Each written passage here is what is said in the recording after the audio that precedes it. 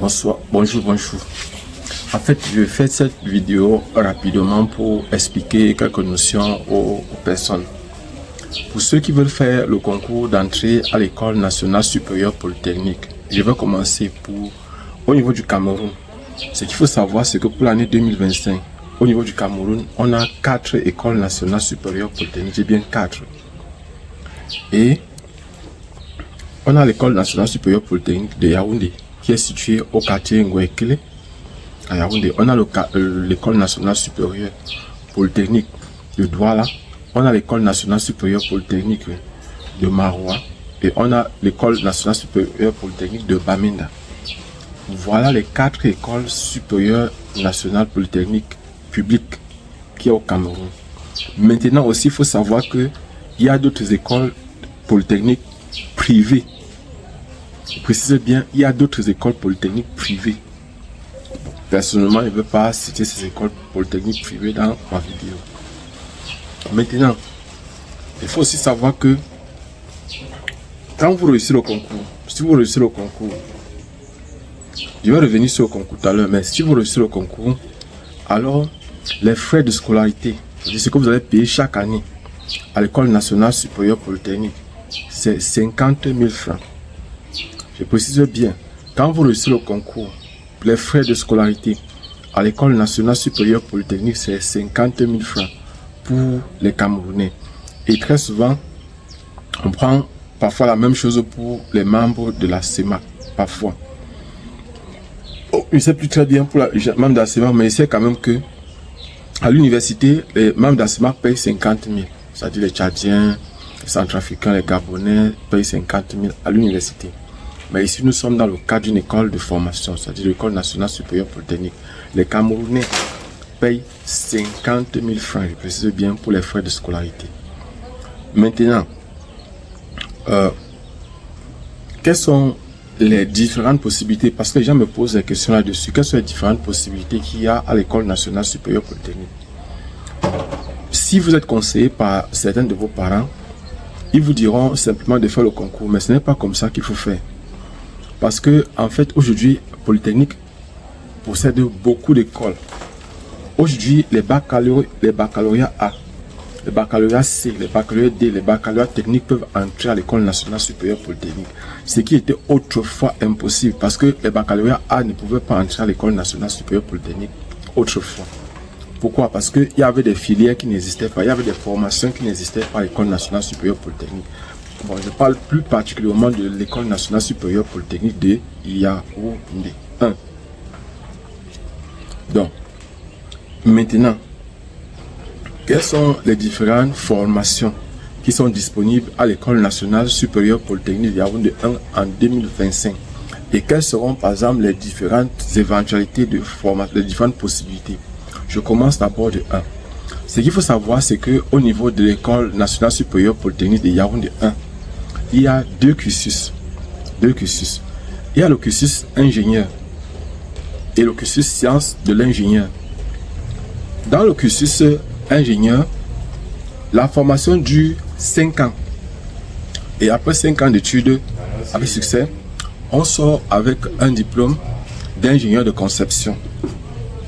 Et ces diplômes d'ingénieur de conception, c'est en par exemple génie civil, génie électrique, génie mécanique, génie télécommunication, génie industriel, actuariat et génie financier. En fait, il y a au total 8 formations. Au total, il y a météorologie et quoi encore là, c'est météorologie. Il y a au total 8 formations à l'École nationale supérieure polytechnique.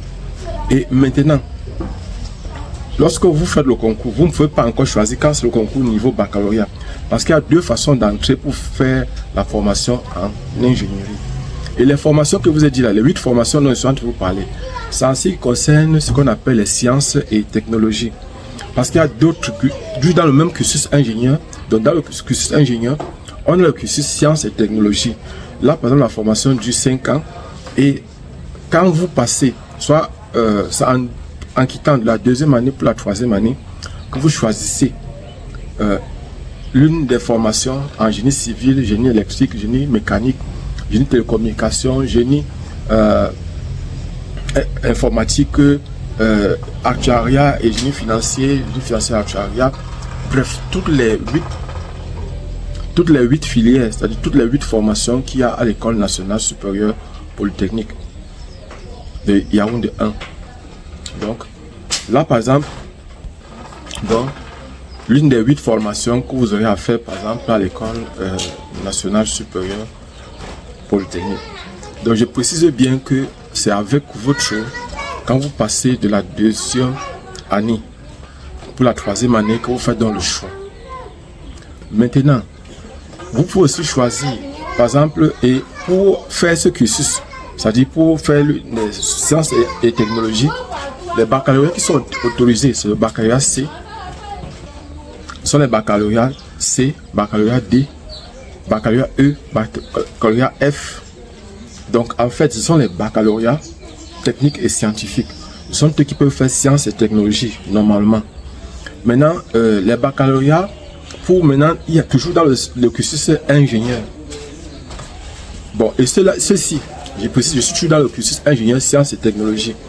Maintenant, vous pouvez faire le concours niveau baccalauréat.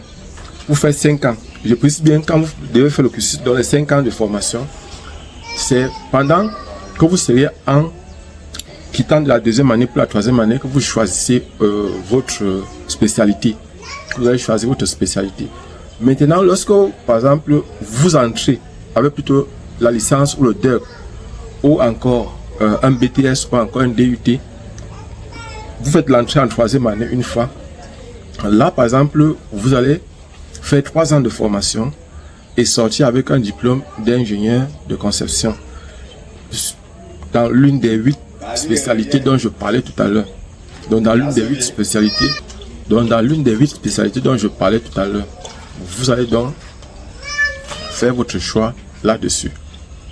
Et je précise que dans l'une des 8 spécialités dont je parlais tout à l'heure, ça veut dire que vous pouvez entrer à l'École nationale supérieure polytechnique pour faire sciences et technologies. Pour être soit ingénieur en génie civil, soit ingénieur en génie mécanique, en génie électrique, en génie télécommunication, en génie informatique, actuariat, en génie financier, en génie météorologie, bref, il y a 8 génies au total. Vous pouvez entrer donc soit avec le niveau baccalauréat, vous faites 5 ans de formation et vous ne pouvez pas choisir votre filière directement quand vous entrez au niveau bac, c'est quand vous allez quitter la 2e année pour la 3e année que vous allez choisir votre spécialité. Maintenant, si vous entrez avec votre licence ou bien avec le bac plus 2 ou encore avec votre DEC ou encore avec votre DUT ou BTS, là par exemple vous allez choisir directement votre spécialité, vous entrez directement dans votre spécialité.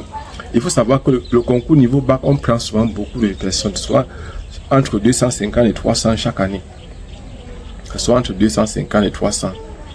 Et le concours se fait, on lance ce concours au même moment, c'est-à-dire le concours se déroule souvent au mois de juillet de chaque année.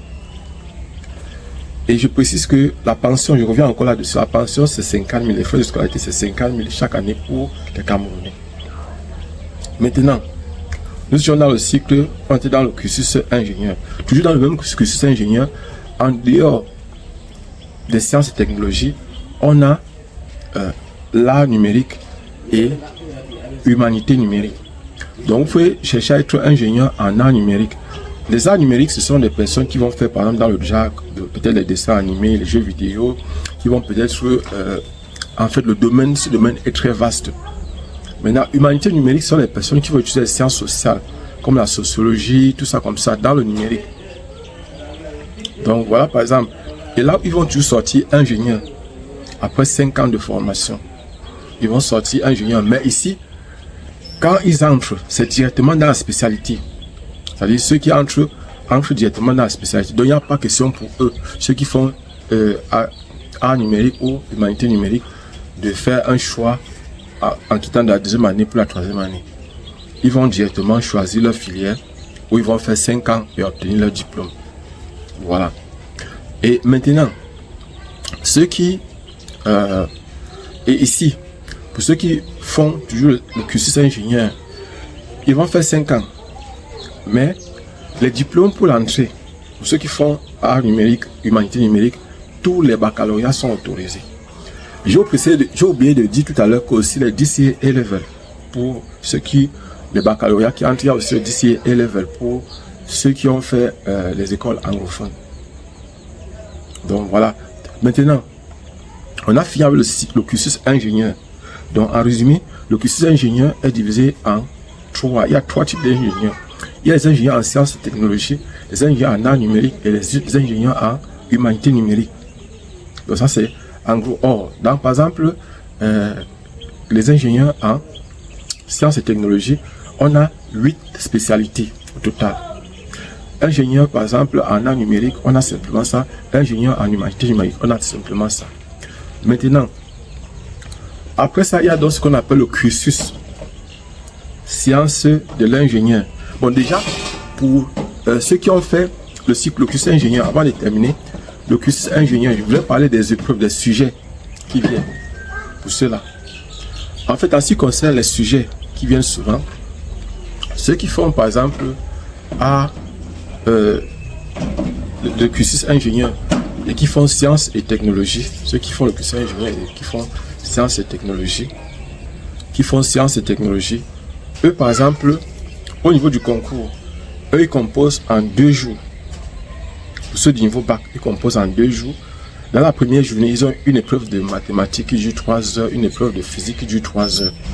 Deuxième journée, ils ont encore 2 épreuves, une épreuve de mathématiques qui dure 3 heures et une épreuve de... Donc, deuxième journée, ils ont une épreuve de mathématiques qui dure 3 heures, une épreuve de physique qui dure 3 heures. Voilà un peu. Et maintenant, pour ceux qui entrent au niveau, en 3e année, toujours cursus sciences de l'ingénieur. Alors, ils ont une épreuve de mathématiques, une épreuve de physique, une épreuve d'informatique. Donc, ils ont au total 3 épreuves pour ceux qui font, par exemple, l'une des 8 spécialités. Pour ceux qui font donc l'une des 8 spécialités, il y a donc, il faut donc savoir que il y a 3 épreuves et le programme, c'est le programme du niveau 1 en mathématiques à l'université, niveau 2 à l'université. La physique, c'est le programme du niveau 1 à l'université, niveau 2 à l'université. Le programme d'informatique, c'est le programme de la filière informatique du niveau 1 à l'université, niveau 2 à l'université. Donc voilà un peu en fait. Et pour ceux qui font le concours niveau baccalauréat, ce sont les programmes, par exemple, des classes de première scientifique et terminale scientifique, ou encore d'ici au level, d'ici A-level, pour ceux qui ont fait la section anglophone. Maintenant, pour ceux qui font les ingénieurs, pour ceux qui font le cursus, par exemple, ingénieur, et qui font, par exemple, art numérique ou humanité numérique, ils ont simplement souvent 2 épreuves. Donc, pour ceux qui font, par exemple, ils ont souvent l'épreuve de mathématiques qui sont communes aux 2. Et puis maintenant, il y a qui ont, par exemple, l'informatique et d'autres ont la culture générale. Donc, je crois que c'est quelque chose comme 2 ou 3 épreuves. En fait, bon, vous allez m'excuser, très souvent, je ne m'intéresse pas tellement à cette filière-là. Vous allez m'excuser par rapport à ça.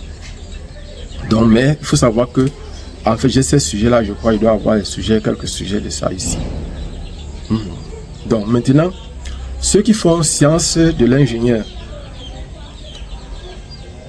Donc, ceux qui font sciences de l'ingénieur maintenant, ce sont les personnes qui vont faire, par exemple, qui vont obtenir plutôt une licence professionnelle, qui vont obtenir un master professionnel. Si vous donc 3 ans, ils obtiennent en 3 ans, avec succès, 3 ans d'études avec succès, ils obtiennent plutôt une licence professionnelle. En 5 ans, avec succès, ils obtiennent plutôt un master professionnel.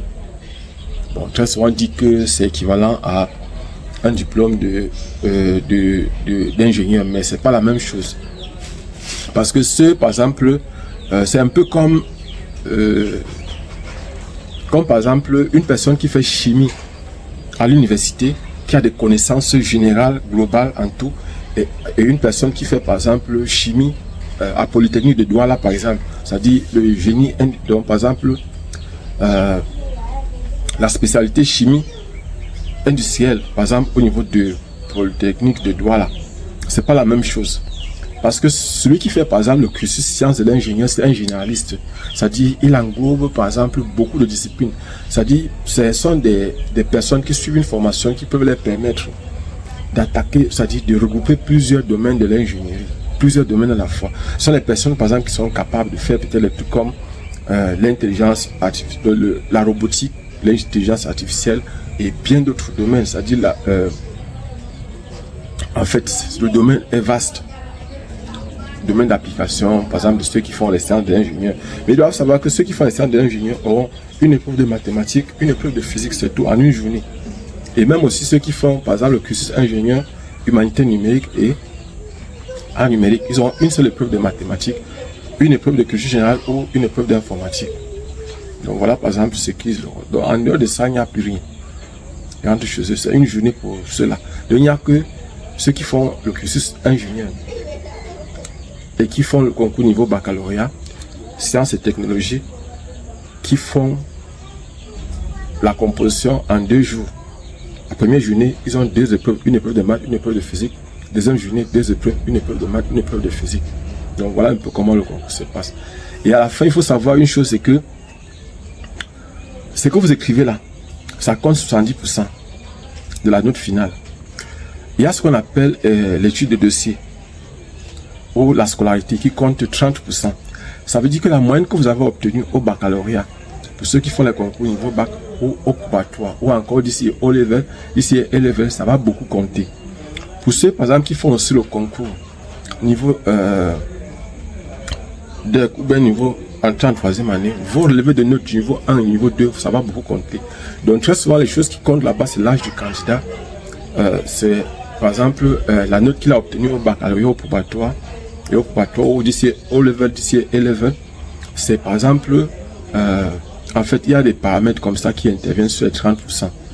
Et il faut aussi savoir que, particulièrement au niveau du concours d'entrée à l'école nationale supérieure polytechnique de Yaoundé, il y a quelque chose de particulier. Donc, lorsque vous êtes, par exemple, vous avez fait le bac C et que vous avez une mention très bien, bon, c'est pas que vous entrez automatiquement, vous faites déposer votre dossier et passer par étude de dossier pour entrer. C'est-à-dire, ben, il faut savoir qu'il y a une sélection.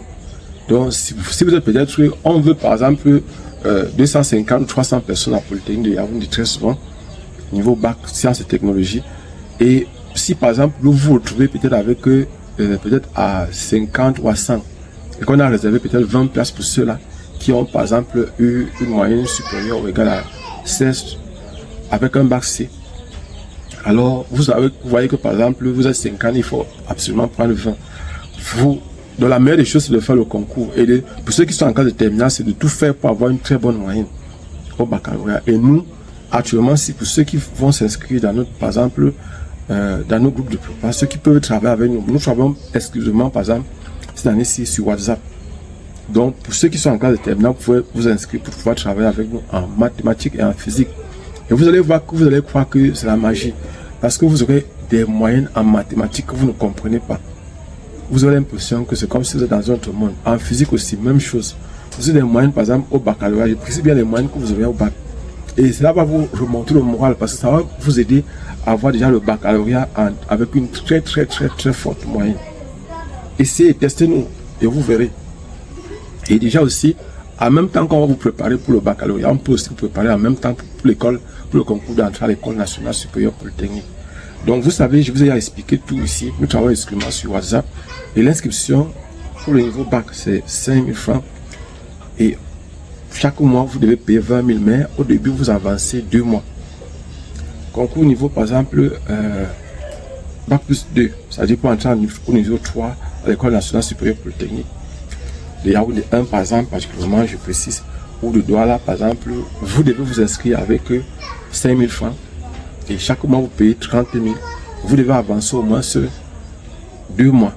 Et vous devez savoir que nos prix, les gens pensent que nous sommes extrêmement moins chers. Parce qu'il faut savoir que l'heure de travail, normalement, c'est minimum 15 €. C'est-à-dire 10 000 francs, c'est une heure de travail, normalement. Abonnez-vous et partagez le maximum possible. J'ai fait cette courte vidéo, vous m'excusez, pour essayer d'apporter, parce que les gens ne font que me poser depuis ces derniers temps-ci, des questions sur le concours d'entrée à l'école nationale supérieure polytechnique. Donc il fallait que j'apporte des éclaircissements là-dessus pour que les gens puissent maintenant suivre la vidéo et avoir les informations précises. Je précise, par exemple, il faut savoir que ce qu'on met sur Internet, il y a beaucoup de choses que lorsque vous cherchez sur les concours qui ne sont pas vraies, que vous allez trouver sur Google. Je précise bien. Il y a des filières qui n'existent pas à l'École nationale supérieure polytechnique de Yaoundé 1. Comme par exemple actuariat, c'est pas actuariat non. Comme par exemple la mécatronique. La mécatronique n'existe pas à la polytechnique de Yaoundé 1. C'est à Douala que la filière mécatronique existe. Et la filière mécatronique, en fait, c'est quoi? Ce sont des nouvelles filières où, par exemple, vous savez que la plupart des voitures aujourd'hui sont des voitures qui fonctionnent en même temps avec la mécanique et l'électronique. Beaucoup de voitures fonctionnent en même temps avec les électriques et électroniques. Donc, l'électronique. Donc, c'est pour ça qu'on parle de mécatronique. C'est-à-dire la mécanique avec l'électronique, les deux mélangés. Abonnez-vous et partagez au maximum possible. On se voit prochainement. Allah.